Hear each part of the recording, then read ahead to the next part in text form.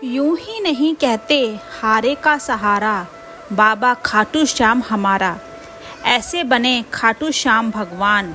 आइए जानते हैं खाटू श्याम को भगवान श्री कृष्ण के कलयुगी अवतार के रूप में जाना जाता है। ऐसा कहा जाता है कि इसके पीछे एक पौराणिक कथा है। राजस्थान के सीकर जिले में इनका भव्य मंदिर स्थित, जहां हर साल बड़ी संख्या में श्रद्धालु आते हैं। लोगों का विश्वास है कि बाबा श्याम की मुरादें पूरी करते हैं और रंग को भी राजा बना सकते हैं। कौन है बाबा खाटू श्याम? बाबा खाटू श्याम का संबंध महाभारत काल से माना जाता है। यह पांडुपुत्र भीम के पौत्र थे। ऐसे कथा है कि खाटू श्याम की अपार शक्ति और क्षमता से प्रभावित होकर श्री कृष्ण ने उन्हें कलयुग में अपने नाम से पूजे जाने का वरदान दिया। सांस और खाते हैं प्रसाद।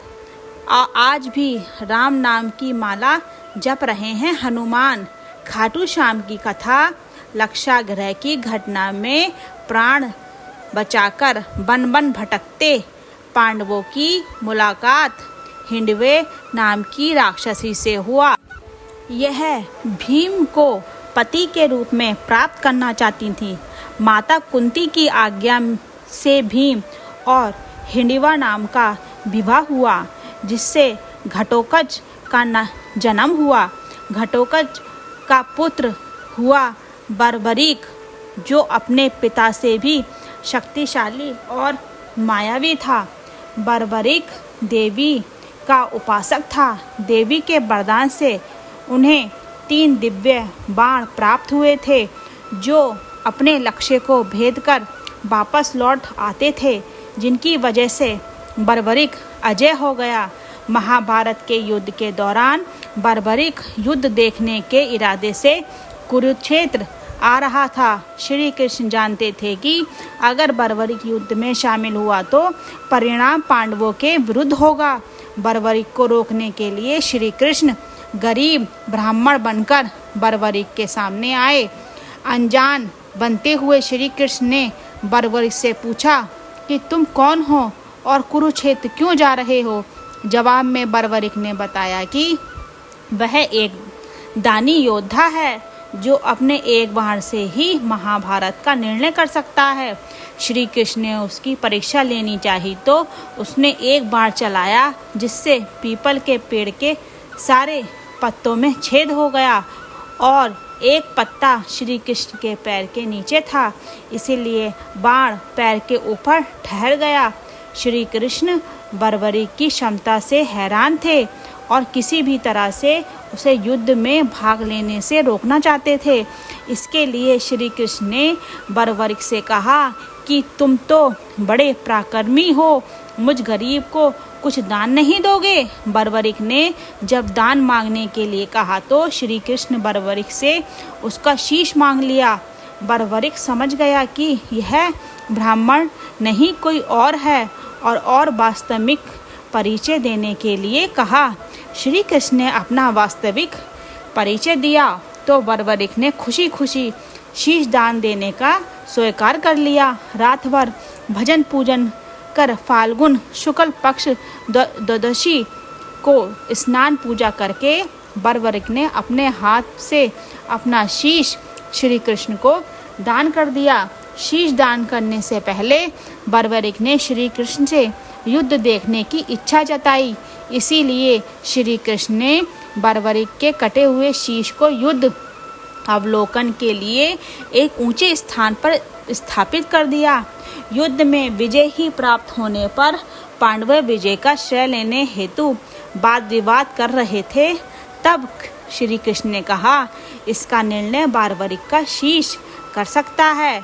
बर्बरीक के शीश ने बताया कि युद्ध में श्री कृष्ण का सुदर्शन चक्र चल रहा था, जिससे कटे हुए वृक्ष की तरह योद्धा रणभूमि में गिर रहे थे। द्रौपदी महाकाली के रूप में रक्तपान कर रही थीं। श्री कृष्ण ने प्रसन्न होकर बर्बरीक के उसे कटे सिर को वरदान दिया कि कलयुग में तुम मेरे श्याम नाम से पूजित होंगे। तुम्हारे स्मरण मात्र से ही भक्तों का कल्याण होगा और धर्म अधर्म काम मोक्ष की प्राप्ति होगी। स्वप्न दर्शनोपरांत बाबा श्याम खाटू श्याम में स्थित श्याम कुंड से प्रकट हुए थे। श्री कृष्ण विराट शालिग्राम रूप में संवत 1777 में खाटू श्याम जी के मंदिर में स्थित होकर भक्तों की मनोकामना पूर्ण कर रहे हैं। दाढ़ी और मूंछों के साथ इस मंदिर में विराजमान है स्वयंभू बालाजी। हर साल लगता है खाटू श्याम जी का मेला।